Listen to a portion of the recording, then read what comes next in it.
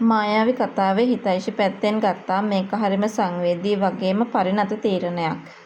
මම මේ කරපු විග්‍රහය තුලින් ඉස්සරහට හිතයිෂිගේ චරිතයේ තියෙන අවංකකම වගේම අනුන් වෙනුවෙන් හිතන ගුණය නියමට මතුවෙනවා කියන එක මම විශ්වාස කරනවා.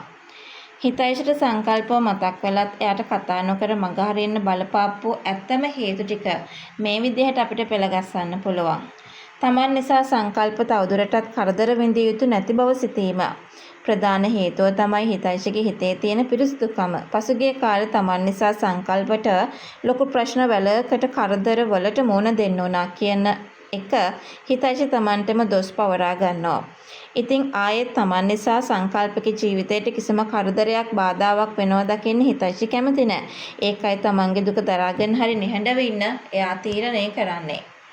ඇත්තටම සංකල්ප සහ යෝනි අතර සම්බන්ධයක් ගැන සැකසිතලා තිබීම.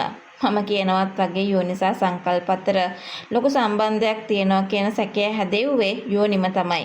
හිතයිෂිගේ හිතේ තදින් මේ ගැන තියෙනවා. ඉතින් ඒ දෙන්න අතරට මැදින් පැනලා සංකල්පගේ පෞද්ගලික ජීවිතය අවුල් කරන්න හිතයිෂිට උවමනාවක් නැහැ. ඒකෙන් සංකල්පට තවත් අපහසුතාවට පත්වෙයි කියලා ඇයි ලොකු බයකින් තමයි ඉන්නේ.